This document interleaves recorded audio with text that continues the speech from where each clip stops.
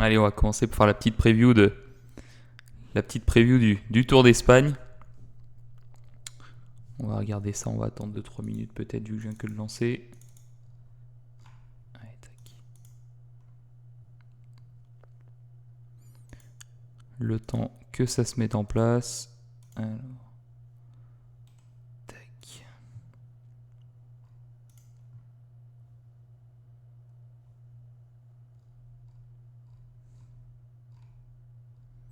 Une petite preview quelques heures avant le début de l'étape, la première étape, le premier contre-la-montre qui va commencer d'ici 2 heures à peu près. On va regarder tout ça. On va commencer peut-être par regarder un petit peu les compositions des équipes, savoir un petit peu ce qui peut s'en sortir, quels sont les leaders, quels sont ceux qui peuvent gagner et aller chercher des étapes, quels sont ceux dont on entendra moins parler, peut-être voir un petit peu ce qui peut se faire, quels sont les hommes en forme du moment, et puis on regardera un petit peu rapidement et succinctement tout simplement les étapes, un petit peu voir ce qui peut se faire sur les étapes. On ira peut-être un petit peu vite sur certaines étapes, mais voir au moins un petit peu ce qui peut se détacher, quelles sont les étapes qui seront peut-être plutôt destinées aux leaders, d'autres plutôt destinées aux échappés, même si on ne peut pas prédire exactement la course, mais on verra un petit peu ce qu'on peut en dire. Je suis sur PCS, on va prendre dans l'ordre, je pense, des équipes. Il n'y a pas forcément de raison de faire un autre ordre. On va commencer par du coup la Quick Step avec le vainqueur sortant, Evenepoel. Une composition d'équipe qui a fait un peu réagir, j'ai vu, sur les réseaux sociaux quand elle est sortie. C'est loin d'être la composition la plus optimale. On va peut-être noter quelques noms qui manquent. Je pense en premier à Van Wilder, qui est quand même un petit peu je vais pas dire l'homme fort qui aurait pu aider Evenepoel dans les montagnes, mais bon, voilà, il y a quand même un soutien de poids qui est pas là. Un peu étonnant très sérieusement, parce que on a quand même une équipe, j'ai plutôt l'impression que c'est une équipe pour contrôler les étapes, contrôler le plat, placer Evenepoel, mais pas une équipe qui est là pour gagner. C'est un peu étrange, et ça se ressent un peu. J'ai vu dans une interview récente d'Evenepoel qui disait que voilà, il venait là pour gagner la course, mais que peu importe le classement général, s'il repartait avec 3 ou 4 victoires, pour lui ce serait une Vuelta aussi accomplie. Donc un petit peu particulier de savoir l'état d'esprit. Il est en forme, ça c'est pas un problème. On a un contre-la-montre qu'on verra tout à l'heure. Voilà, où on peut se dire qu'il peut gagner du temps. Au moins pour le premier contre-la-montre par équipe, effectivement. Il y a quand même du gros rouleur, avec Casper Pedersen, Mattia Cataneo. Ça va, je me fais pas trop de doute là-dessus. Ils en feront un bon normalement, et ça perdra pas trop de temps. Après, à voir ce qu'il va donner. Evenepoel, malheureusement, je crains qu'il soit un peu tout seul, un peu isolé. Mais bon, voilà. La forme semble être là avec ce qu'il a montré ces dernières semaines. Donc pourquoi pas. Mais en voyant la composition d'équipe, j'ai l'impression qu'ils sont quand même moins sereins. Ou en tout cas, la composition ne permet pas de se dire qu'assurément il va jouer un podium ou jouer la victoire. Ouais, ça me semble un poil trop faible, surtout avec certaines personnes que je vois plus en électron libre pour aller chercher les étapes, des personnes comme James Knox ou Jan Hirt. Je sais pas, je les vois plus un petit peu avoir leur carte par-ci par-là, essayer d'aller chercher un petit peu des étapes. On verra, si Evenepoel perd beaucoup de temps sur les premières étapes de montagne, peut-être qu'effectivement ils auront plus de portes de sortie. Mais en tout cas, j'ai l'impression que c'est une équipe qui peut viser beaucoup de choses, qui peut viser un bon classement général, peut-être un top 5. Un top 5 avec un Evenepoel qui pourrait presque se débrouiller un peu seul, et puis aller chercher des victoires d'étape par-ci par-là. À voir, mais en tout cas, c'est pas une équipe qui, j'ai l'impression, est tournée 100% sur Evenepoel pour aller gagner la Vuelta. En tout cas, j'y crois pas. C'est pas comme ça que... Ouais, l'équipe me paraît pas assez forte pour ça. Mais on verra. Il y a quelques étapes qui peuvent lui convenir très franchement, et sur lesquelles il peut aller chercher de super résultats et gagner beaucoup de temps. Donc pourquoi pas, à partir du moment où il est vainqueur l'année dernière, de toute façon on est quand même obligé de le mettre dans les favoris, forcément qu'il peut aller chercher la victoire. même si je pense que c'est finalement le prétendant le plus sérieux pour compléter le podium. J'ai l'impression que c'est le plus sérieux, mais pas pour la victoire. J'ai pas envie d'y croire en tout cas. Voilà, on verra bien ce que ça donne. L'équipe UAE, une équipe UAE par contre là qui vraiment, je trouve, fait peur. Il y a du poids. Il y a eu un petit changement de dernière minute. Domaine Novak qui remplace, je sais plus qui est-ce qui remplace, mais voilà, un petit changement de dernière minute. Bon, je pense que la préparation est là s'ils l'ont mis, il n'y a pas de souci. 2 leaders, 2 co-leaders. C'est pas la seule équipe qui a que 2 co-leaders. Ayuso, Almeida. On verra ce que ça donne. Ayuso, même s'il a fait sur le peu de jours de course qu'il a fait des bons résultats, mais est-ce qu'il va pas manquer de rythme pour 3 semaines? Parce qu'il a vraiment pas beaucoup de temps de course. Hein. Voilà, il a 19 jours sur l'année. Même si c'est 19 jours incroyables, hein, un Tour de Suisse qui se passe extrêmement bien, un Tour de Romandie, voilà, c'était la reprise, il arrive quand même à faire une très belle victoire sur le classement général, et puis après voilà, enfin, sa petite période, son mois de juin, début de juillet, c'est quand même très très bien passé, mais voilà, j'ai un peu peur que sur 3 semaines ça coince. Basé essentiellement son rythme et son endurance sur de l'entraînement, j'en suis pas persuadé. Je pense très sincèrement qu'il peut aller chercher un top 10, mais que si on doit aller chercher un podium avec cette équipe, ce sera Almeida, ce sera pas Ayuso. Après, peut-être que je me trompe, hein, et qu'il va arriver super frais et que ça va être très bien, mais à moins que dans la première semaine, il arrive à gagner énormément de temps sur les autres, je pense vraiment qu'il va coincer en fin de Vuelta. Je pense que ça va être vraiment trop dur. Mais je peux me planter. Je peux me planter et je pense même d'ailleurs que l'équipe peut, si Ayuso vraiment se casse la gueule en 3e semaine, pourrait même essayer de placer un Jevine, peut-être dans le top 10. Je suis pas sûr qu'il puisse aller chercher mieux, peut-être qu'un top 7, 8, 9, 10. Voilà, je pense pas qu'il aille chercher beaucoup mieux un top 5. Top 6, je pense que ça paraît un peu dur, mais voilà, l'équipe est forte. L'équipe est forte et pour autant on la sent pas totalement tournée vers le général parce qu'il y a un Molano qui, pour le peu d'étapes de sprint, est là. Alors je sais pas trop ce que ça va donner parce qu'il va devoir se démerder un peu tout seul pour les étapes de sprint. Mais au moins ils ont eu le culot d'amener un sprinter. Et de ce qu'on va voir de la liste des équipes, peut-être le meilleur sprinter du plateau, ou en tout cas l'un des meilleurs sprinters du plateau. Donc bon, voilà, un général et puis un sprinter qui essaiera de se débrouiller un peu tout seul.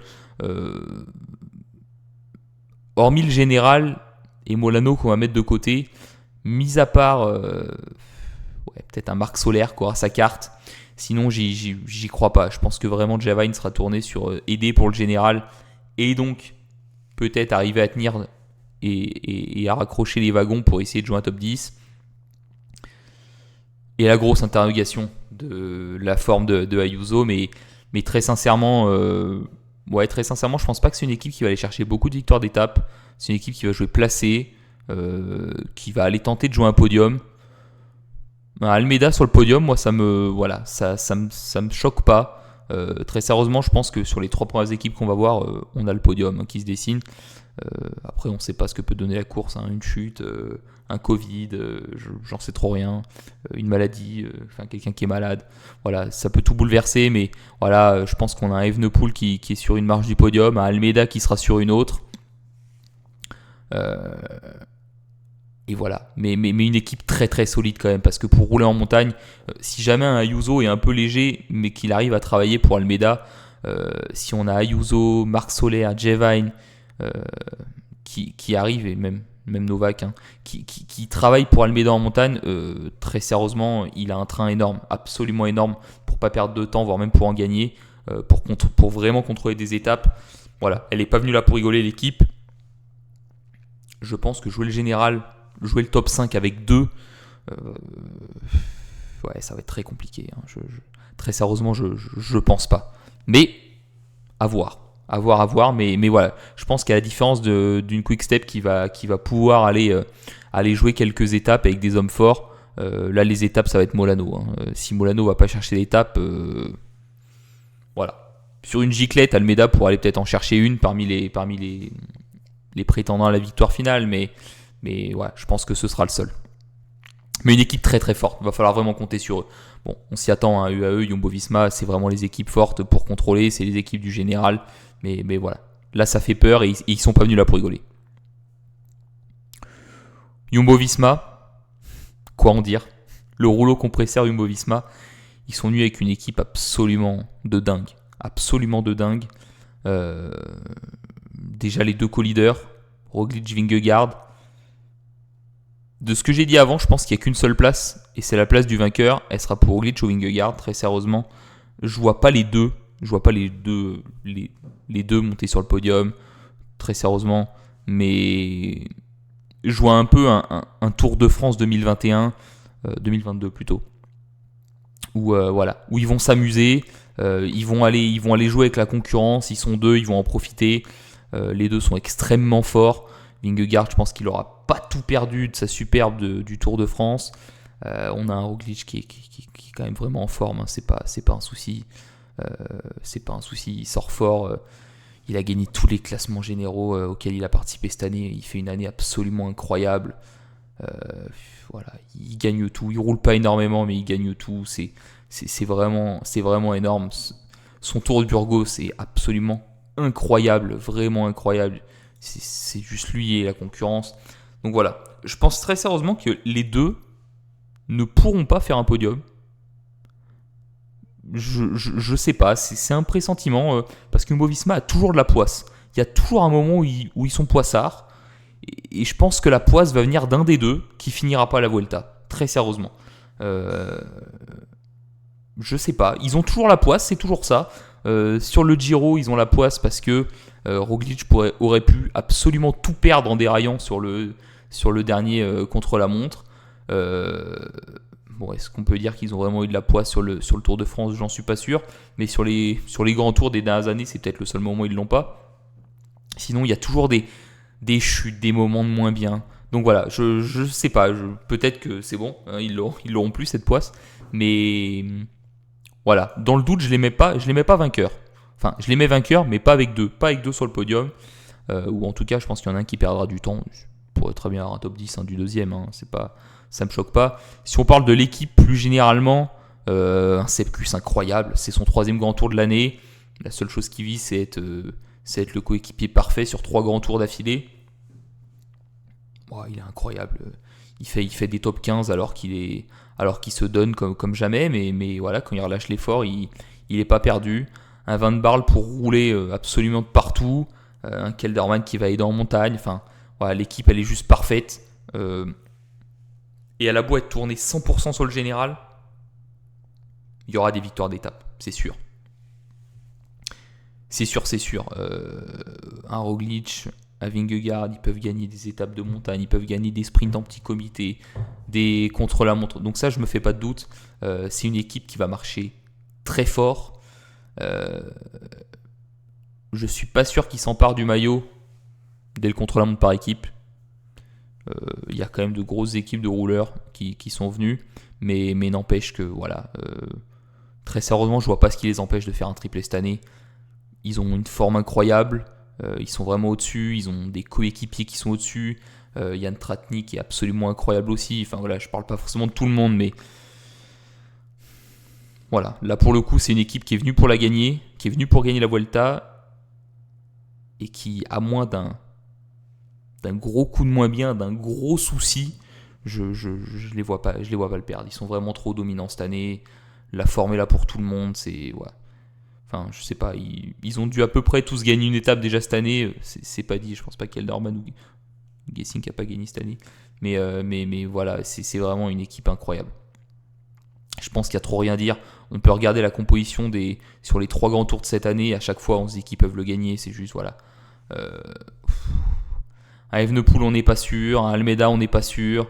Là, on sait qu'il y en a un des deux qui doit sortir vainqueur. Enfin, l'année qu'ils font est trop grosse, même individuellement. Hein.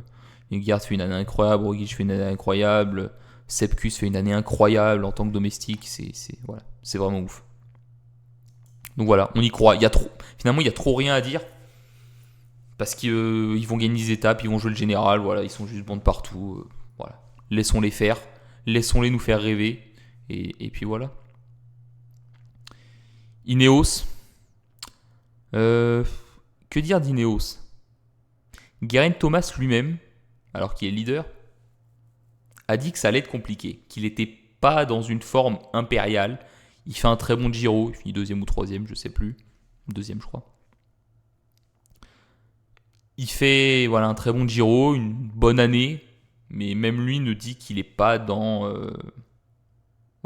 qu'il est pas dans la meilleure des conditions en attaquant ce tour. On peut espérer un top 10 pour Geraint Thomas. Un top 10, ça serait quand même un échec. Je suis pas sûr qu'un top 5 soit vraiment un échec, alors qu'il part assez défaitiste. Et je pense que c'est le top 5 qu'on peut lui prédire, la 4ème ou la 5ème place. Mais voilà, je pense pas que ça ira plus loin. Si déjà on part en sachant que ça va pas aller, je vois pas comment ça pourrait aller. L'équipe est faite quand même pour aller gagner des étapes. Un Tim Arensman peut largement aller gagner une étape de montagne tout seul parmi un gros groupe d'échappés, même une petite échappée. Il est clairement capable de finir ça. Filippo Ganna, il y a un contre-la-montre en particulier. Je ne sais pas comment est-ce qu'il pourrait le perdre. Et puis l'équipe après, même si Egan Bernal a dit qu'il était là seulement pour soutenir l'équipe, il a quand même montré de belles choses cette année. Est-ce qu'il peut gagner une étape? C'est pas dit, mais il y a quand même de quoi faire. Une équipe qui est quand même vachement polyvalente, qui va gagner des étapes, mais qui jouera moyennement le général, quoi. Voilà. Ça joue pas la gagne, ça jouera peut-être le podium, même si j'y crois pas. Mais ça sera peut-être l'un des tours les moins aboutis de cette année pour Ineos. Parce que si jamais il n'y a que Ganna qui arrive à faire à gagner un contre-la-montre et que Geraint Thomas peine à faire un top 10, ce sera pas une grande réussite, mais bon, voilà. De toute façon, Ineos cette année est quand même pas au niveau de ce à quoi on a l'habitude avec cette équipe. Mais voilà, je pense qu'un top 5, c'est tout le meilleur qu'on puisse leur souhaiter. Et puis, un Ganna, je pense que ça va être le rôle de Ganna d'aller chercher les étapes, même des étapes de plat. Il y a certaines étapes où l'échappée pourrait se détacher et il peut aller les chercher. C'est un rouleur tellement monstrueux que voilà, il peut le faire. Je passe assez rapidement parce qu'effectivement, il y a beaucoup de doutes sur la forme du leader principal. Donc c'est toujours un peu compliqué de savoir ce que ça va donner.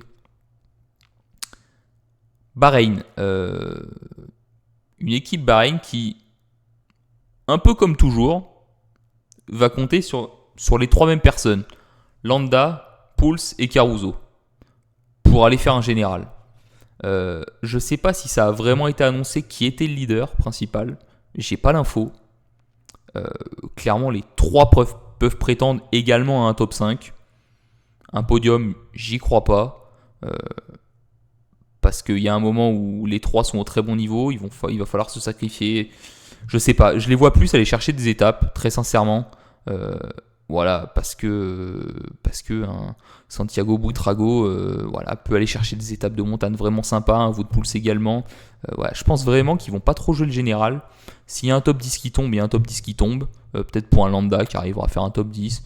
Un Wout Poels, il peut nous faire comme un Tour de France, et chercher. Ça perd du temps, c'est pas grave. Il va chercher une étape. Il a le niveau, il a la condition pour ça. On verra bien ce que ça donne.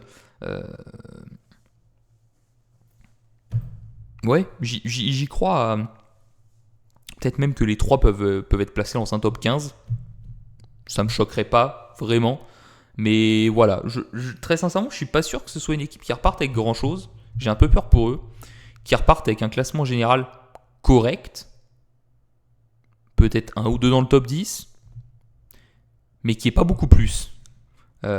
C'est pas l'équipe de rêve, mais c'est quand même une très bonne équipe. Mais ils comptent un peu souvent sur les trois mêmes. Et j'ai peur que là, ça pose souci. De compter sur les trois mêmes. La saison a quand même été longue. Il y a eu des efforts de fait. On verra bien. Il y a beaucoup d'étapes qui peuvent correspondre à un Wout Poels sur le papier s'il va dans une échappée. Un Caruso également. Un Buitrago qui pourrait gagner sur un petit groupe d'échappées une belle étape de montagne. À voir, à voir, à voir. Ça fait partie des équipes où il y a quand même une belle interrogation sur ce qui peut être fait. Voilà. Mais n'empêche qu'ils ont quand même le niveau d'aller en chercher une. Il y a des équipes qui font pas rêver. Celle-là fait quand même rêver. Hein. On a quand même des gars qui sont bien, qui font une belle année aussi.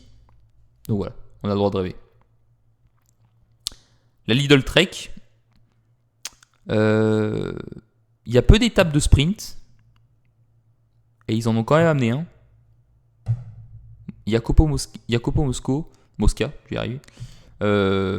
Qui peut aller faire les étapes de sprint. Moi j'y crois. Une victoire sur un sprint massif, j'y crois aussi.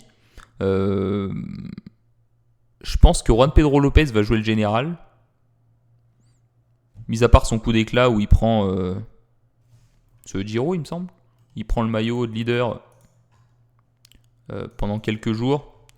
Oui, non, c'était pas cette année, c'était l'année dernière. C'est Giro, c'est ça? Ouais, il le prend un bon moment. Mais sinon, depuis, c'est pas génial, c'est pas génial. Enfin, ça fait des résultats moyens, convenables, hein, mais voilà, je pense pas que ça aille chercher beaucoup plus loin. Après, voilà, il a quand même une équipe avec des coéquipiers qui savent rouler. Hein. Edward Tuns qui peut le placer. Les deux Français, Bernard et Elisson, qui sont très très bons en montagne. Mais je pense que ça va plutôt être la carte, la carte libre un peu pour tout le monde. Un Bokmolema, il peut gagner la moitié des étapes. Sur le papier, il y a énormément d'étapes très vallonnées, très dures, un peu typées classiques, où il peut vraiment aller les chercher. Ça, c'est pas un souci. Je pense que vraiment, sur le papier, il est extrêmement fort et il peut le faire. Un Kenny Elissonde peut également aller le chercher. Kenny Elissonde qui a montré très belles choses sur des courses françaises il y a très peu de temps. Julien Bernard aussi. Voilà, je pense que ça peut aller chercher des étapes. Et voilà, ça ira pas bien plus loin. Après, ça va faire ce que Trek a l'habitude de faire. Hein. Voilà, Trek, il joue pas forcément le général. Ils vont chercher des étapes à droite, à gauche. Ouais, j'y crois. Je pense qu'ils vont sortir avec au moins une victoire. Voilà, ça leur suffira peut-être. Peut-être effectivement un Juan Pedro Lopez sur un top 15, sur un top 10. Voilà, ce sera. Je pense pas qu'ils aillent beaucoup plus loin, mais ils ont quand même une équipe assez. Voilà, une équipe qui a déjà de l'expérience, qui sait y faire. Il y a quand même qu'ils ont accumulé de l'expérience. Ça peut le faire. Je pense que ça peut être une équipe sympa à regarder. Ça va souvent aller dans les échappées. Donc à observer, parce que c'est quand même des gars qui sont très forts individuellement. La Groupama FDJ, un peu particulier la Groupama FDJ, parce que pour le coup, c'est vraiment une équipe, on est sur du débutant en grand tour, pas tous, mais clairement là ils sont en train de former la jeunesse, avec des gars extrêmement en forme, enfin un Romain Grégoire qui est extrêmement en forme, qui vient de gagner, qui a quand même gagné 2 classements généraux cette année. Michael Storer qui en a gagné un également. Lenny Martinez qui fait des très bons résultats. Ça va aller chercher des victoires d'étape, ça va pas aller chercher un général, ils n'ont pas de leader attitré. Voilà, ils mettent des jeunes pour se faire de l'expérience sur un grand tour. C'est la bonne idée, c'est le moment de le faire. Ils ont des gars en forme, à voir ce que ça donne. Des jeunes qui n'ont pas fait de course de 3 semaines. Mais ça a clairement le niveau. En tout cas, ça a prouvé que ça a le niveau pour aller chercher des victoires d'étape. La Groupama FDJ, s'ils vont prendre une victoire d'étape, ce sera un tour réussi. Hein, ce sera une Vuelta réussie. Donc, non, j'aime bien leur état d'esprit. D'aller chercher de la victoire, de mettre des jeunes, d'aller les former et leur donner carte blanche pour aller gagner, parce que je pense pas que Michael Storer pourra faire un gros classement général. Ouais, c'est celui qui serait le plus apte à faire un classement général, mais j'y crois pas. Donc voilà, je pense que ça va aller chercher des victoires d'étape. Et au vu des personnes qu'ils ont mis et des résultats de cette année, je pense même qu'une victoire d'étape, ce serait une petite désillusion. Parce que vraiment, il y a le niveau d'aller en chercher plusieurs. Voilà, sur des étapes dures, des étapes longues. Ouais, je pense qu'il y a vraiment quelque chose à faire. La Bora, j'essaie d'aller vite quand même parce que ça fait quand même beaucoup d'équipes à rader.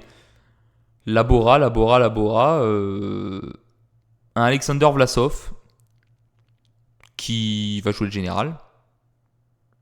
Son année est un peu en dents de scie. Ce qui me fait dire qu'on ira jouer un top 10 mais pas plus. Et la composition de l'équipe me fait dire qu'ils ira jouer un top 10 et pas plus. Parce qu'on a un Nico Dens, un Sergio Higuita, Lennart Kamna. Ils sont là pour aller faire des étapes. Même un Zwitov. Hein. Ils sont là pour aller faire des victoires d'étapes. Je pense que c'est une Bora qui va jouer sur 2 tableaux avec un Vlasov qui va un peu se débrouiller tout seul. Voilà, ça va jouer un top 10, ça va aller chercher des victoires d'étapes. On a un Nico Dens qui est en forme cette année. Voilà. On n'a pas énormément d'expérience dans cette équipe, mis à part les 3 premiers, Vlasov, Dens et Bourman. Mais non, je pense qu'une victoire d'étape, de toute manière, ce sera un tour réussi pour la Bora. Voilà, ça fait partie des équipes qui, s'il repart avec une victoire d'étape, ce sera déjà correct. Et puis une des rares équipes qui peut quand même aller chercher un top 10, avec Vlasov. À voir. Vlasov a quand même eu pas mal de poids sur les grands tours. À voir ce que ça donne, s'il peut tenir ces 3 semaines tout seul. Mais non, j'y crois. Une belle composition d'équipe pour écarter des victoires quand même particulièrement dures. Alpecin de Koenig, j'ai un peu peur pour eux, très sérieusement. J'ai un peu peur qu'ils repartent avec rien. Parce que j'ai quand même un peu l'impression qu'Aiden Groves, c'est leur seule et unique chance. C'est leur seule et unique chance de faire quelque chose. Peut-être que je me trompe. On verra. Mais si c'est pas lui qui gagne, je pense qu'il n'y a personne qui gagne. C'est une équipe assez faible par rapport à ce qu'ils ont mis sur les autres grands tours. Il y a moyen que ce soit une équipe qui passe un peu sous silence. C'est pas la seule, mais il y a moyen que ce soit une équipe qui passe sous silence, qu'on les entende pas trop. Voilà, ils vont passer un grand tour, ils sont là, mais je suis pas sûr qu'on les entende beaucoup. À voir, peut-être que je me trompe, mais au moins ça donne de l'expérience à des coureurs, pareil. Et c'est un peu la tendance, j'ai l'impression, sur cette Vuelta, c'est que vraiment on va avoir ceux qui jouent le général et puis on va avoir les autres. Et les autres, c'est les jeunes. C'est les jeunes qui viennent prendre de l'expérience, qui viennent découvrir et se tester sur 3 semaines. Voilà. Si vous faites pas grand chose, c'est pas grave, vous venez prendre de l'expérience. Donc bon, on verra ce que ça donne. On verra ce que ça donne, mais j'ai envie d'y croire que voilà, ils viennent prendre de l'expérience et s'il y a rien d'autre, il y a rien d'autre. C'est pas grave. Honnêtement, c'est pas grave. Alpecin de Koenig a une année quand même superbe. Il y a de super résultats. On les en voudra pas s'ils repartent avec rien. Lotto Destiny, ouais, je pense que c'est une équipe qui. Alors, bon, si Andreas Kron se montre pas et si Thomas De Gendt se montre pas, je pense qu'on est à peu près aussi sur une équipe fantôme. Mais pareil, un Thomas De Gendt, ça fait toujours de l'effet. Sur les grands tours, c'est quand même un spécialiste pour aller chercher des victoires d'étape. Il y a de quoi faire pour lui. On verra un petit peu sur les étapes et sur les profils. Il y a de quoi faire pour lui. Moi, j'y crois. Pourquoi pas ? Ouais, pourquoi pas ? Ouais, ils n'ont pas l'habitude de jouer les classements généraux. Ils ont l'habitude d'aller chercher les étapes. Bon, voilà. Ils n'ont pas amené un sprinter en particulier. Voilà, ça ira jouer un petit peu les étapes. Ça se mettra dans les coups. Voilà. Ça a toujours de l'effet. Andreas Kron est quand même bon aussi. Il l'a montré. Ouais, on verra.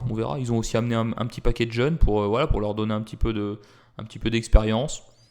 Trop rien à dire sur cette équipe, qui va essayer de se débrouiller un petit peu pour exister. Voilà. Je pense que ça fait partie des équipes qui quand même, par contre, même s'ils ont 2-3 noms sympas dans la start list, risquent de ne pas trop exister. Mais je peux me tromper. On verra bien.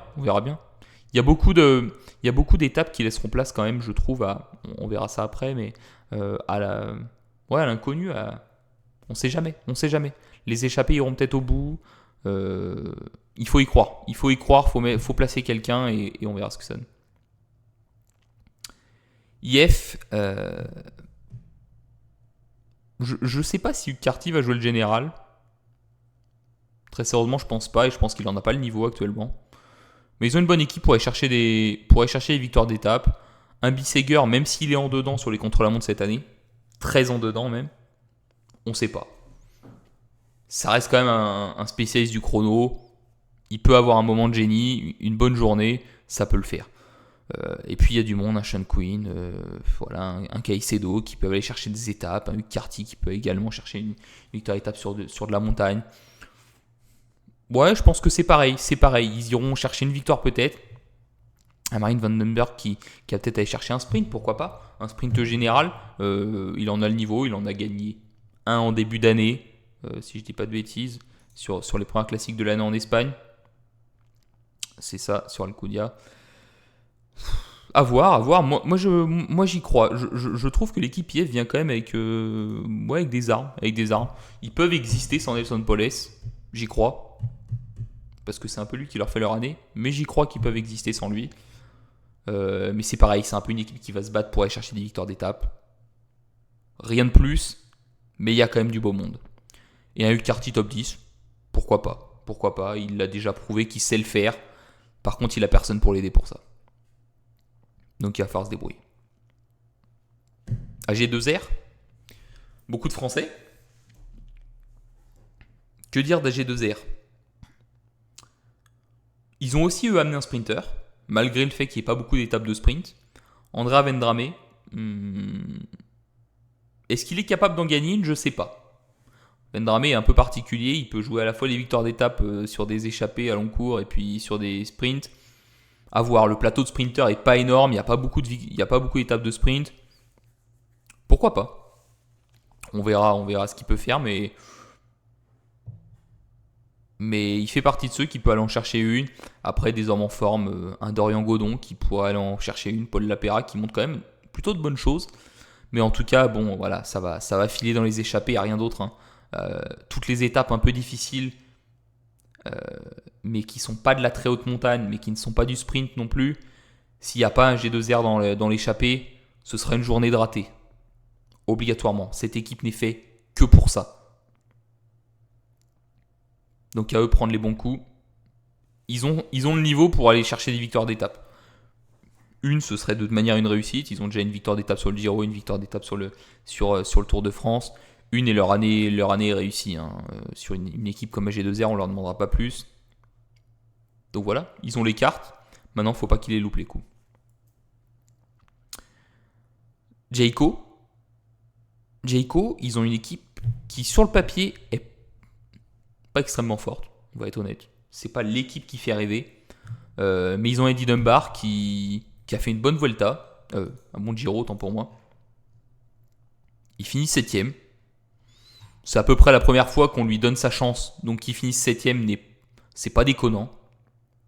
Et là, il veut confirmer. On verra s'il y arrive. Il veut confirmer. Il a une équipe qui a fond derrière lui pour ça. Sauf un Filippo Zana qui, à mon sens, sera un peu l'électron libre pour aller chercher des victoires d'étape. Mais ce sera le seul. Derrière, il aura un peu d'aide. Je ne sais pas si le niveau des gars qui sont là est suffisant pour qu'il ait beaucoup d'aide. Il va devoir quand même pas mal se débrouiller tout seul. Mais il a un Matteo Sobrero qui peut l'aider, je pense. Voilà, j'y crois. Ça fait partie des prétendants au top 5. Ça fait pas partie des prétendants au podium. Parce qu'Eddie Dunbar, je ne pense pas qu'il puisse faire un podium. Mais voilà, ça peut aller chercher un... Ouais, ça peut aller chercher un... Ça peut aller chercher un top 5. Sans trop de difficulté, je pense. Enfin, sans trop de difficulté. Il en a le niveau, il en a les capacités. Et s'il fait un top 5, il aura fait une très belle année. Une très belle année de classement généraux sur les grands tours. Et je pense que voilà, pour la suite, ça va être... C'est vraiment de bon augure.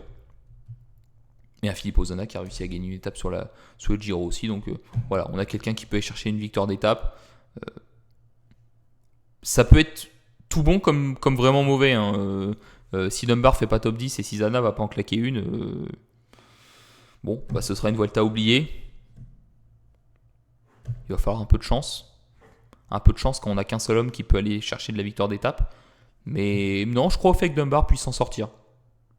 Ouais.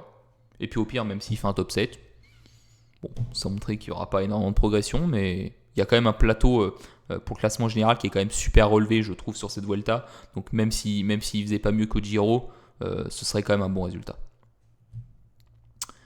Intermarché, comme à son habitude, hein, Intermarché, Circus Wanty, comme à son habitude, ça va aller chercher des étapes et rien d'autre. Ça fait partie aussi des quelques équipes qui ont amené un sprinter avec Hugo Page qui a gagné très récemment, donc ça veut dire qu'il est en forme pour aller chercher une victoire d'étape. Donc pourquoi pas. Il n'y a pas beaucoup d'occasions, mais pourquoi pas. Et puis alors là, par contre, voilà. Honnêtement, pratiquement tous ceux qui sont dans l'équipe peuvent aller chercher une victoire d'étape. Un Rui Costa qu'on connaît extrêmement fort, très bon pour aller chercher des victoires d'étape. Un Boy Van Poppel qui peut le faire aussi. Simone Petini qui est très bon. Un Ren Taramae qui a déjà tout prouvé, qui a plus rien à prouver. Non, franchement, je crois au fait que ça va être sympa. C'est une équipe qui va vraiment exister. Pour moi, c'est un petit peu quand je vois à quoi ressemble l'équipe. À mon sens, ça va être un petit peu la Israël première tech du Giro et du Tour de France. Une équipe qu'on va avoir extrêmement offensive, qu'on va avoir dans les coups tous les jours et qui va faire des bons résultats. Est-ce qu'ils auront une victoire d'étape à la clé? Je sais pas. Mais ils vont toujours jouer bien placé et ils vont faire des bons résultats. J'y crois. C'est une équipe très offensive. Ils ont du monde pour être offensifs. Donc on va les voir tous les jours. Tous les jours, on va les voir, c'est sûr. La Movistar qui est absolument tournée vers Enric Mas. Son Tour de France s'est terminé dès la première étape. Donc c'est la Vuelta et rien d'autre. L'équipe est absolument tournée vers lui. Mis à part un Lascano, à mon avis, qui peut aller chercher une victoire d'étape tout seul. Un Rubio aussi, se glissant dans une échappée sur une étape de montagne très dure, très difficile. Mais sinon, c'est tout pour lui. Sinon, c'est tout pour Enric Mas. Malheureusement, on ne connaît pas beaucoup sa forme. Je ne sais pas s'il a fait la Vuelta à Burgos. Non, il n'a pas roulé depuis le Tour de France. C'est vraiment l'inconnu. On ne connaît absolument pas sa forme parce que ça fait un bail qu'on ne l'a pas vu rouler. Mais on l'a vu faire des bons classements généraux ces derniers mois, ces dernières années. Donc non, on verra. Ça fait partie également des prétendants au top 5. Très sérieusement, je ne vois pas sur le podium parce qu'il y a trop de gros noms, trop de mecs en forme pour qu'ils montent sur le podium. Mais je crois à un beau résultat. Un top 5, ce serait un bon résultat au vu de son année. Vraiment. Un Tour de France qui se termine dès la première étape, un top 5, ce serait bon. Et puis les Movistar, ils ont tendance à faire des grands tours un peu en dents de scie. On ne sait jamais trop ce qu'ils vont faire dans le grand tour. Toujours avec des stratégies un peu particulières, on se pose beaucoup de questions. Donc, voilà. Je pense qu'Enric Mas va faire quelque chose de sympa. Il faut juste qu'il nous confirme très rapidement, dès la première semaine, qu'il est en forme, qu'il a bien bossé. Cofidis, j'en parle vite fait à chaque équipe qui amène un sprinter parce que le plateau de sprinter n'est pas extrêmement relevé et le nombre d'étapes à gagner n'est pas extrêmement relevé. Ils ont ramené Brian Cocard. Pour le coup, Brian Cocard, à mon sens, avec Molano, c'est les deux qui vont se jouer les victoires au sprint. Enfin, c'est les deux plus forts sur le papier en tout cas. Donc il y a une vraie chance pour Cofidis. Ils ont fait un beau Tour de France. Il y a une chance qu'ils fassent une belle Vuelta parce qu'ils ont ramené aussi des personnes en forme. Rezou Serrada, voilà, qui peut aussi aller faire des victoires dans des échappées. Voilà, là, pour le coup, il n'y a pas de Guillaume Martin qui est là. On va aller jouer la victoire d'étape. Ouais, voilà, même un François Bidard qui ira dans les coups. On a l'habitude de le voir dans les coups. Non, moi j'y crois à ce qu'il nous fasse quelque chose de sympa. Voilà, Cocard vient avec Chimolai pour le lancer. Non, il y a du monde, ça. Il y a de quoi rouler, il y a de quoi gérer les étapes de plat. Non, je pense qu'ils repartiront avec quelque chose. Ils repartiront avec quelque chose et Cofidis fera une très belle année sur les grands tours s'il repart avec une victoire d'étape. Une très très belle année. Voilà, pas grand chose de plus à dire à mon sens. Une équipe Cofidis comme on en voit une sur chaque grand tour. Hein. C'est une équipe qui est là pour gagner. C'est une équipe qui va jouer les victoires d'étape. Et puis voilà, on verra ce que ça donne. Team DSM. Que dire de l'équipe DSM Romain Bardet qui vient un peu pour se venger du tour. Voilà, un Tour de France qui s'est terminé trop tôt. Où il a montré de belles choses. Il fait une belle année. 5e sur le Tour de Suisse, 7e sur le Tour de Romandie, 7e sur Paris-Nice. Bref, je trouve une forme qui n'est pas une forme excellente. Il n'est pas allé jouer des podiums non plus, mais qui est très linéaire. Il nous fera un top 10, assurément. Moi, j'y crois. Il va arriver en forme. Par contre, est-ce qu'il peut aller jouer le top 5 ? C'est toujours la question. Est-ce qu'il va être trop court ? C'est toujours la question. Surtout qu'il est une équipe qui n'est pas totalement pour lui. Pareil, ils ont Alberto Dainese qui est un gars rapide, qui va aller tenter des victoires peut-être au sprint. Et il peut les gagner, même s'il n'aura pas grand monde pour le lancer.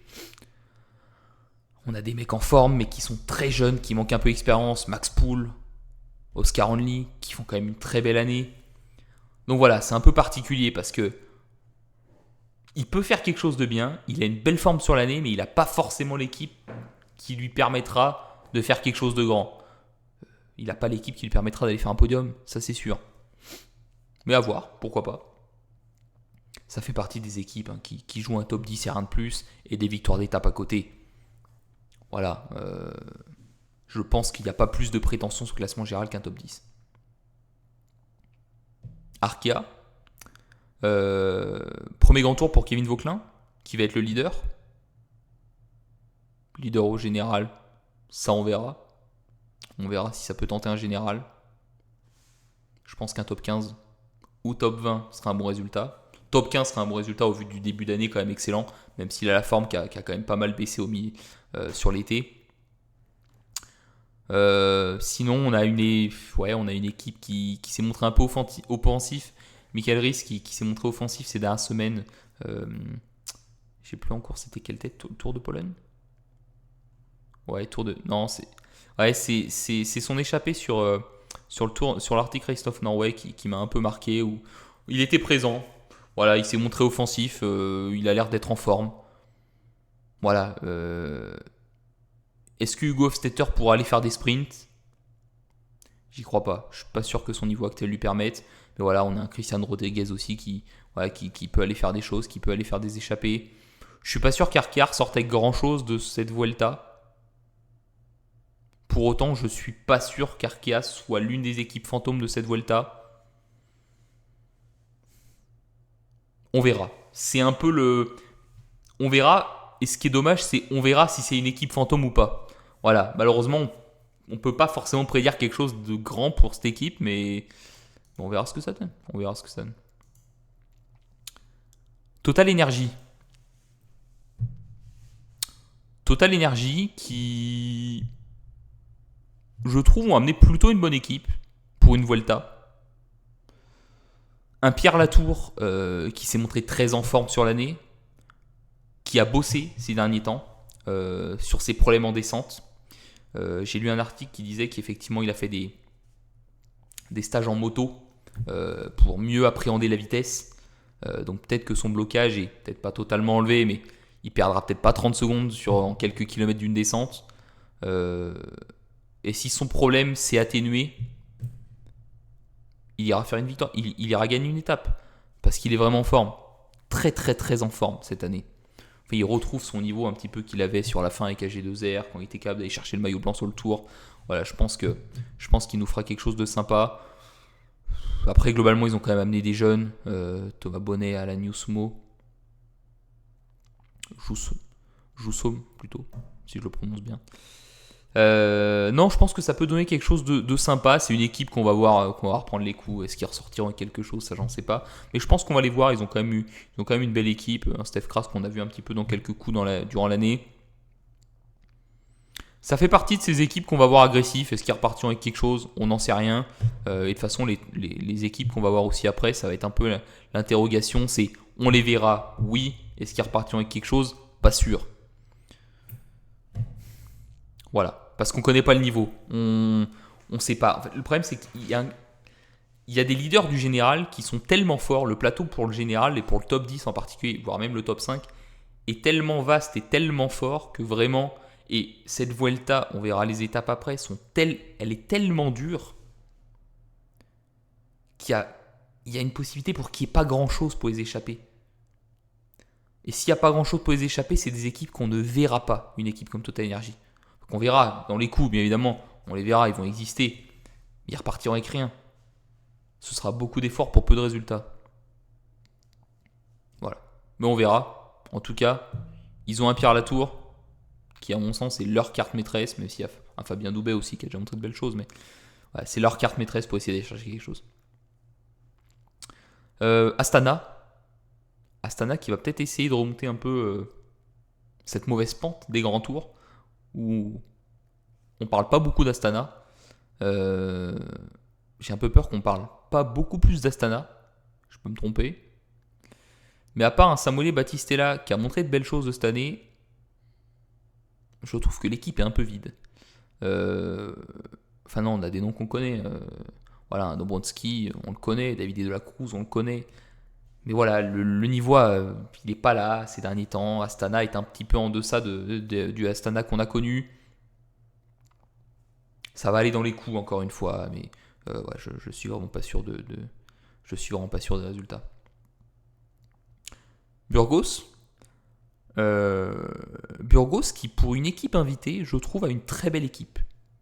Un Cyril Barth qui a gagné cette année, on le connaît un peu, très bon français. Un Yetzebol qu'on a toujours vu très bon dans ses sélections par la Burgos sur la Vuelta, toujours très actif, qui a déjà gagné sur la Vuelta. Je vais quand même vérifier ça, je ne veux pas dire de conneries. Ah non, deuxième, autant pour moi. Comme quoi, il fallait bien que je vérifie. Manuel Diaz, José Manuel Diaz, pareil, on le voit bouger dès qu'il y a une course, on le voit bouger. Dani Navarro, très bon, on le voit également bouger sur les Vueltas. Je trouve qu'ils arrivent avec une très bonne équipe, on va les voir très actifs, et ils ont assez de monde pour essayer d'aller chercher une victoire. Et pour que ça se concrétise. Et Burgos, généralement, est assez bon pour aller chercher une victoire sur la Vuelta. Parmi les équipes invitées, c'est généralement l'équipe qui va chercher la victoire. Donc moi, j'y crois. Je pense qu'ils vont nous faire une belle Vuelta, comme ils ont l'habitude. Cararual, très sérieusement, c'est l'une des équipes qui, je pense, ne va exister le moins. Enfin, pareil, sur des échappées, on va les voir, mais ça ira pas au bout, ça fera pas de grands effets. Mis à part un Jefferson Cepeda qu'on connaît bien, qu'on connaît un petit peu les résultats, voilà, on sait qu'il est, voilà, on sait qu'il peut faire un peu des éclats, c'est un peu l'étoile montante, on aime le regarder. Voilà, je pense que l'équipe malheureusement va pas aller chercher grand chose, va faire un petit peu partie des équipes fantômes, mais voilà, on les verra dans les échappées, ils vont montrer le maillot, ils vont montrer le sponsor, et puis on verra ce que ça donne, mais voilà, je pense que si on prend Cararual, Alpecin, ouais, je pense que c'est vraiment les deux équipes qui vont pas beaucoup exister. J'espère me tromper encore une fois, parce que c'est quand même mieux pour une équipe qui vient qu'elle arrive à faire quelque chose, mais voilà, je pense que voilà, rien n'est acquis en tout cas pour eux, et il va falloir se montrer, il va falloir faire des efforts. Du coup, sur le général, si on refait un petit point globalement, et même si on peut tenter de faire une prédiction, moi j'aurais bien tendance à dire un Roglic vainqueur, parce que je pense qu'il est vraiment bien plus en forme et bien plus régulier que Vingegaard. C'est surtout ça, c'est la régularité qui me fait penser que c'est lui qui devrait sortir vainqueur. Avec un Almeida deuxième et un Evenepoel troisième. Moi, c'est vraiment, voilà, c'est vraiment mon pronostic. Avec un Geraint Thomas qui serait plutôt sur une 5e position. En 4e, je verrais peut-être plutôt Henrik Mas. Et puis qui va venir compléter ce top 10. Voilà. Un Romain Bardet, un Eddie Dunbar, un Damiano Caruso. Je pense que s'il y a quelqu'un qui sera bon dans le général, ce sera plutôt lui. Mikel Landa, je sais pas. Le rôle de Landa est toujours un peu confus. Est-ce qu'il va jouer le général? Est-ce qu'il fait le coéquipier? C'est toujours un peu confus. Donc je pense que c'est plus serein de nommer Caruso dans le top 10 vis-à-vis de ce qu'a l'habitude de faire la Bahreïn. Un Vlasov dans le top 10 également. Voilà. Je pense que j'ai pas cité assez de personnes pour constituer le top 10. Parce que je pense qu'on aura quelques surprises aussi. Est-ce qu'on aura une bonne surprise, un Kevin Vauquelin dans le top 10? Ce serait extrêmement encourageant pour la suite, si c'était le cas. Mais j'y crois pas trop. Un Romain Grégoire, pareil, ce serait extrêmement encourageant, mais j'y crois pas trop. Un Sepkus peut clairement faire un top 10 également. Voilà, un Tim Arensman peut également monter sur un top 10. Un Ayuso peut le faire aussi. Un Javine peut le faire aussi. Voilà. Je pense que, mis à part ceux que j'ai cités, des différentes équipes avec quelques leaders qui peuvent aller dans le top 10, sinon ça sera complété par des seconds leaders ou des coéquipiers qui arriveront à tenir, qui seront vraiment en forme et qui feront une belle Vuelta. Voilà. Si on va voir les différentes étapes, on va regarder une par une. Bon, aujourd'hui, contre-la-montre par équipe, 15 km, pas grand-chose. On peut le voir effectivement, ça tourne un petit peu. Mais il y a quand même de grandes portions très longilignes. Rien de particulier, vraiment. Qui va prendre le premier maillot si on regarde un petit peu la start list, qui va prendre le premier maillot? Un Filippo Ganna pourrait le faire. On a une très bonne équipe de rouleurs. Jumbo Visma, il pourrait peut-être en profiter à le donner à un coéquipier. Peut-être, ce serait l'occasion peut-être de récompenser un Sepkus en lui donnant le premier maillot. Ça peut être la Quick Step aussi. On verra bien. Il y a beaucoup d'équipes qui peuvent s'imposer, vraiment. Il y a des équipes qu'on ne verra pas. La moitié du plateau, on ne les verra pas. Ils seront vraiment distancés, malgré le fait que ça fait que 15 km. Mais voilà, je pense que parler de Ineos, Jumbo, Soudal, je pense qu'on a à peu près le top 3 de cette étape. Cette étape de dimanche, de demain, pour ceux qui regardent le live, une étape assez difficile déjà, avec une belle arrivée. On est d'accord que c'est bien ça l'arrivée? Ouais, c'est ça. Une très belle arrivée, 900 mètres à 8,9%. Est-ce qu'on aura déjà un prétendant à la victoire finale qui ira le gagner? Pas impossible, parce que c'est quand même vraiment dur. C'est quand même vraiment très très dur. Donc j'y crois, pourquoi pas? J'y crois fort. Mais en tout cas, on attaque d'entrée de jeu très très dur. Vraiment très très dur. Ou est-ce que c'est une échappée qui ira? C'est pas impossible. Même s'il y a beaucoup de kilomètres de vallée quand même qui me fait penser qu'une échappée pourrait se faire rattraper. On attaque très très fort après un dimanche très fort. Une arrivée en Andorre. Alors certes, on a un premier col qui fait moins de 5% de moyenne et qui fait plus de 17 bornes. Mais l'arrivée va faire quand même mal. L'arrivée est quand même, ça rigole vraiment pas, avec 2 km à quasiment 10%. Voilà, ça va être le moment des... Voilà, les prétendants à la victoire finale vont déjà se jouer quelque chose. Et là, on va déjà avoir des écarts. On va déjà savoir un petit peu qui est en forme et qui ne l'est pas. Et ça sera déjà un très bon résultat, très rapide. Bon, je passe un peu vite, parce qu'on a quand même 21 étapes à regarder. Là, pour le coup, je vois plutôt une victoire d'une échappée. Même si les cols sont absolument pas durs, je vois absolument pas une victoire de sprinter. À 40 km de l'arrivée, on a quand même à 30 km de l'arrivée, on a quand même des cols, même si c'est pas des cols extrêmement durs. Et voilà, j'y crois pour une échappée. J'y crois également pour une échappée. Quand je dis que la moitié du plateau des étapes peut correspondre à Bauke Mollema, ça fait 2 étapes. Là, je pense que vraiment, il fait partie de ceux qui peuvent les gagner. Voilà, là aussi, j'y crois pour une victoire de baroudeur. Est-ce que ça sera l'échappée qui gagnera? On verra. Et je pense que la grosse arrivée en Andorre qui fera des écarts, 3e étape, permettra d'avoir les 2 étapes d'après où effectivement il y aura déjà des écarts qui seront créés. Pas que entre les prétendants à la victoire finale, mais aussi avec les autres.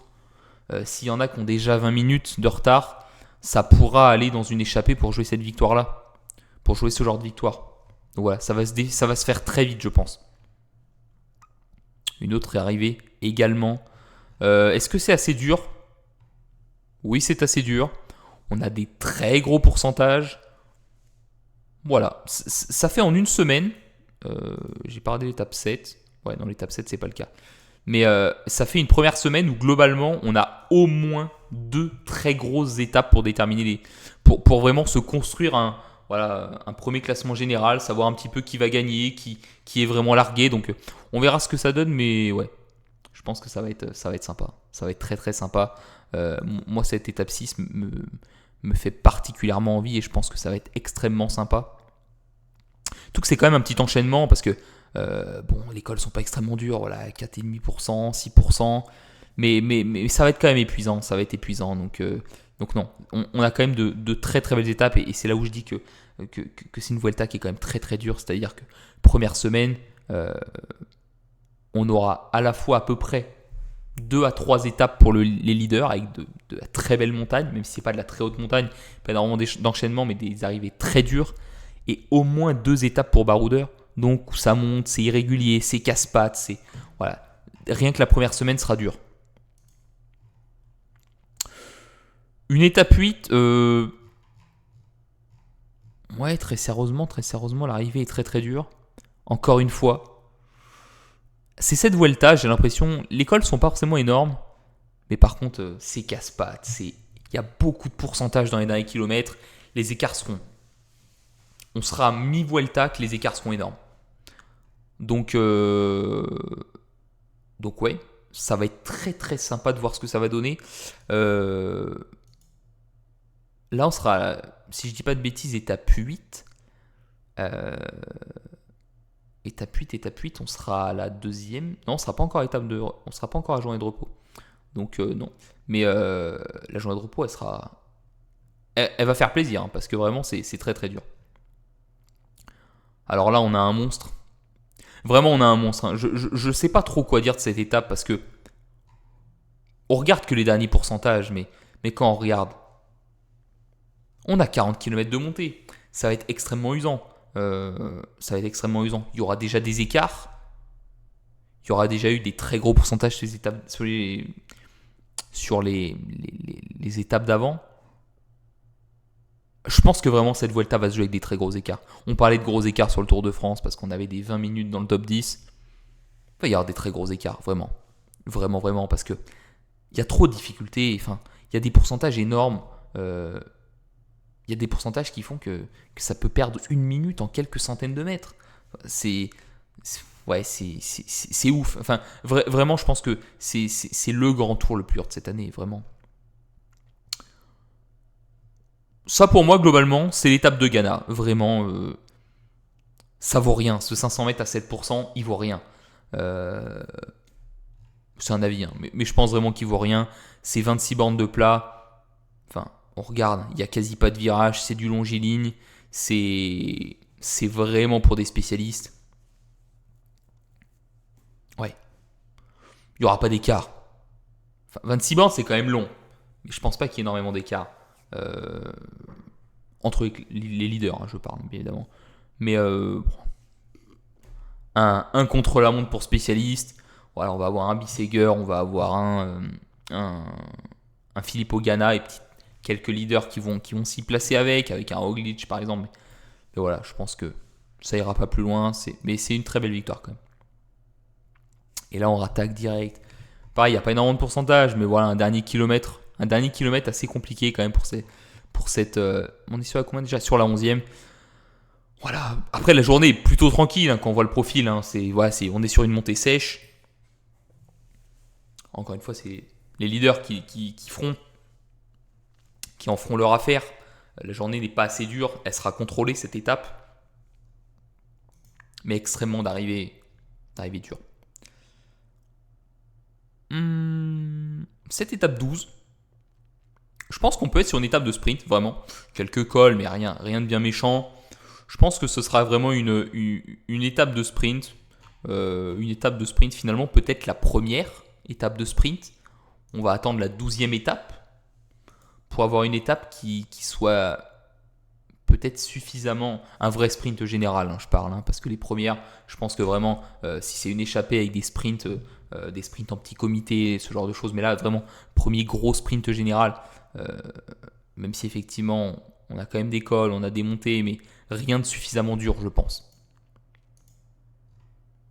Bon, là, on a le Tourmalet, donc globalement, c'est vraiment la première étape, par contre, où là, en plus d'avoir une énorme difficulté qu'est le Tourmalet, on a des vrais enchaînements.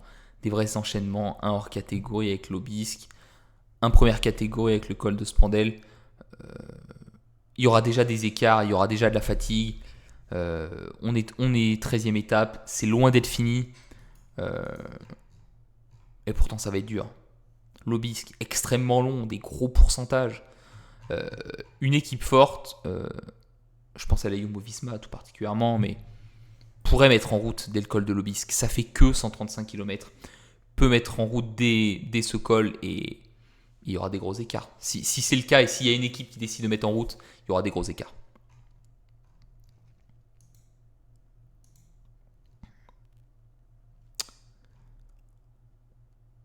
Encore une très grosse étape qui suit le lendemain.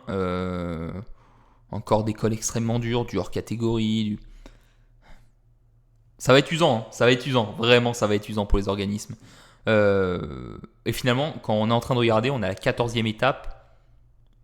Il y en a eu quoi? Une qui va se jouer pour les rouleurs, le contre-la-montre. Une qui peut se jouer au sprint massif.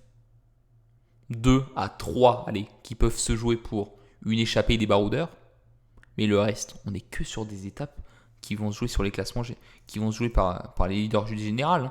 Alors à moins que vraiment ils décident tous d'un commun accord, c'est la course qui le décidera, hein, mais de ne pas se mettre dessus, de ne pas contrôler, ou alors s'il y a des équipes qui ne veulent pas trop contrôler certaines étapes, ça peut jouer pour des échappées, mais au vu de la difficulté, je ne vois pas des échappées s'en sortir. C'est extrêmement usant, hein. Extrêmement usant quand on regarde les profils. Encore une fois, ça par contre, effectivement, on arrive sur une autre étape où là, on peut se dire c'est des baroudeurs. On sort de 2 grosses journées de contrôle pour le général. Ouais, je pense que voilà, ce sera des baroudeurs qui pourront se la jouer, pas extrêmement long, 159 km. On pourrait se dire qu'une étape de baroudeur, on serait plutôt sur du 190-200. Mais les organismes seront quand même bien atteints. On sera quasiment à la fin de cette Vuelta. Là, par contre, une échappée pourra se la jouer. Là, j'y crois. Encore une fois, hein, j'ai envie de la donner à Bauke Mollema, celle-là. Hein. Étape 16. On verra. C'est trop court, je pense, pour que ce soit les leaders du général qui s'y mettent et qui se tapent dessus. Il y a quelques leaders du classement général qui tenteront parce qu'ils voudront rester placés, parce qu'on peut perdre 30 secondes, 40 secondes, 1 minute sur une montée comme ça. Parce qu'on est à 9-10%. Mais voilà, je pense vraiment à un puncher qui va se mettre mal 10 minutes, un quart d'heure. Peut-être même plutôt 10 minutes qu'un quart d'heure. Ouais, quoique. Ouais, si c'est quand même assez long pour que ça dure un quart d'heure.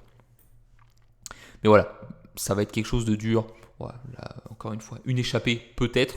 J'y crois pas parce que c'est quand même très roulant avant et c'est pas si dur que ça à contrôler. Après, on est en bord de mer. J'avais pas fait attention à ça. On est en bord de mer. Peut y avoir quelques bordures. On verra. Mais en tout cas, voilà. Encore une étape difficile, même si c'est que la fin.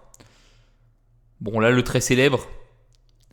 Si les écarts sont pas créés avant, ce que j'y crois pas, je pense qu'il n'y a pas grand-chose qui va se jouer sur l'Angliru à part la victoire d'étape. Ça va peut-être se batailler pour 1 ou 2 places au général, mais je pense que la dureté de ce qui a été avant l'étape 17 aura déjà construit le général. Mais par contre, quelle victoire! C'est un mythe l'Angliru. On est vraiment sur un mythe extrêmement dur. 1 km à 17% de moyenne. Extrêmement dur l'Angliru. C'est mythique. Ça va faire mal. Ça va faire très très mal. On verra. Mais je pense que par contre, c'est un leader qui gagnera ça. Hein. Il y a peu de doute. C'est trop dur et trop long pour que ce soit une échappée qui gagne. On ne sait pas. Qui sait? La course le décidera. Mais c'est tellement mythique qu'un leader la voudra. C'est trop mythique l'Angliru. Gagner à l'Angliru, c'est quelque chose. C'est comme gagner l'Alpe d'Huez. C'est comme gagner... Voilà, c'est mythique. Donc je pense pas qu'il la laisse. Et les écarts vont encore se créer sur ce genre d'étape.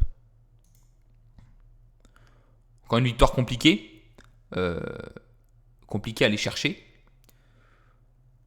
On n'est pas sur de la haute montagne. Enfin, à mon humble avis. Même si on a un vrai enchaînement de cols. J'y crois plutôt pour des échappées. Est-ce que j'ai tort d'y croire pour des échappées? On a l'Angliru la veille. Encore une fois, il y a toujours une étape qui se situe après des grosses étapes. Les leaders et leurs coéquipiers sont un peu émoussés de la veille. Donc voilà, c'est le moment pour des échappées, pour des mecs qui n'auront pas fait trop d'efforts. Même si bon, il y a quand même l'Angliru avant, donc les efforts sont passés. Mais voilà, qui peuvent aller chercher quelque chose. J'y crois. C'est pas la première des étapes où on dit ça, mais voilà, c'est quelque chose qui pourra donner, ça pourra donner quelque chose de sympa. Étape 19, voilà, on arrive sur la fin de la Vuelta. Finalement, peut-être la deuxième victoire au sprint. Voilà, il n'y en a vraiment pas beaucoup. C'est pour ça, comme on dit, le plateau de sprinters, on l'a vu tout à l'heure, n'est pas non plus très vaste. On n'a pas les meilleurs sprinters. Voilà, un Molano, un Cocard, ils vont se les jouer. Alberto Dainese aussi, je ne veux pas l'oublier, évidemment, parce que tellement il est bon. Mais voilà, ils vont pas être nombreux à se le jouer parce qu'il n'y a pas beaucoup d'étapes. Bon, trop rien à dire sur ce genre d'étape. Étape 20, ça rigole pas. Là, par contre, s'il y en a un qui veut le maillot de meilleur grimpeur, c'est là qu'il va falloir aller parce que là, va y en avoir une distribution de points. Là, je la vois clairement pour une échappée. Étape difficile à contrôler.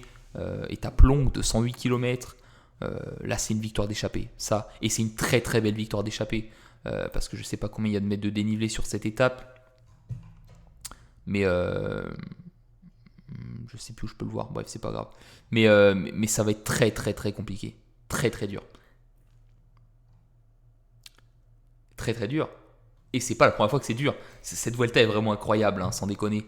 On a vraiment des profils de dingue, ça n'arrête pas. Il faut être dans le jus tout le long. Ce qui veut dire aussi que si on a une Vuelta avec du mauvais temps, ils seront pas nombreux à terminer parce que vraiment ça va être un calvaire. Ça va être un calvaire cette Vuelta. Espérons-le, qu'il n'y ait pas trop de casse, qu'il n'y ait pas trop de mauvais temps, bien évidemment, pour les coureurs. Mais ça va être exigeant et ça va être dur, très très dur.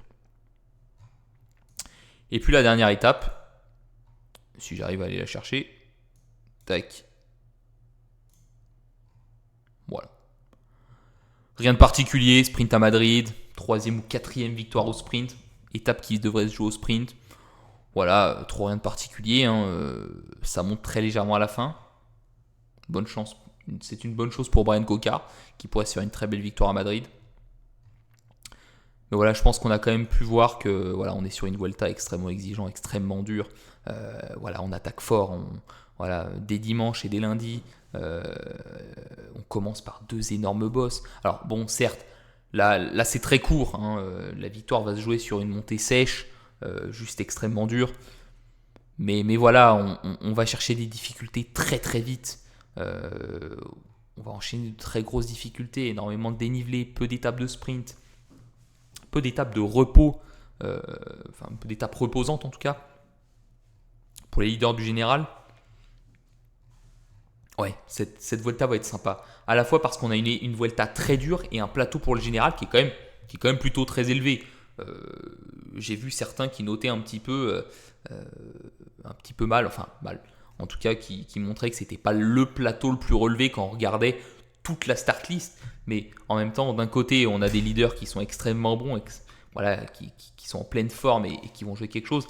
Et de l'autre côté, on a énormément de débutants, des mecs qui viennent se tester sur 3 semaines, les équipes qui ont dit voilà, vous avez carte blanche, c'est votre premier grand tour. Donc c'est pour ça qu'on a un plateau qui est mitigé. On en a qui viennent juste prendre de l'expérience, qui chercheront peut-être pas à apprendre énormément de choses. Et ouais, j'avais pas vu que de ce côté-là, on avait le dénivelé. Mais voilà, dès le 2e jour, on a 2700 mètres. Dès le 3e jour, on a 3500 mètres de dénivelé. Voilà, et on attaque directement des plus de 4000 mètres de dénivelé, 3600, plus de 3000, alors qu'on n'a qu'une montée sèche globalement. Là, 2000, bon, on n'a vraiment qu'une montée sèche. 4200 avec le Tourmalet, 4600 le lendemain. 2500 parce qu'on n'a que des montées sèches, 3200, 4600 et là 4600 la veille. On a un nombre d'étapes à plus de 4000 mètres de dénivelé. Voilà, ça va être extrêmement dur pour les organismes. Donc voilà, je pense que ça va être vraiment, vraiment un très beau grand tour. Un très très beau grand tour. Et on verra si le pronostic était bon. Mais on souhaite en tout cas peut-être à quelques jeunes effectivement qui viennent découvrir, peut-être pas un qui gagne une étape ou deux, voilà, en tout cas que ça se montre un petit peu. On verra si effectivement il y a des équipes fantômes. On ne leur souhaite pas, Je pense qu'il y a beaucoup d'équipes qui se désintéresseront très rapidement du général parce qu'ils verront que voilà, les premières étapes, il y a déjà du temps de perdu et du coup ça ira dans les échappées. Ça ira dans les échappées assez vite. Donc voilà, on verra ce que ça donne. Bon voilà, je pense qu'on a fait le tour un petit peu de ceux qui peuvent prétendre à la victoire, d'étape, victoire au général, un petit peu voilà de ce qui a pu se jouer, enfin de ce qui va se jouer en tout cas au vu des profils. Donc voilà, je pense que ça s'annonce un très beau dernier grand tour sur cette année. Le triplé ou non pour la Jumbo-Visma qui serait historique. Mon prono indique que oui, on verra si j'ai raison. Et puis voilà, quoi de mieux pour conclure cette belle année de grand tour. Voilà, allez, sur ce je vous laisse. Salut.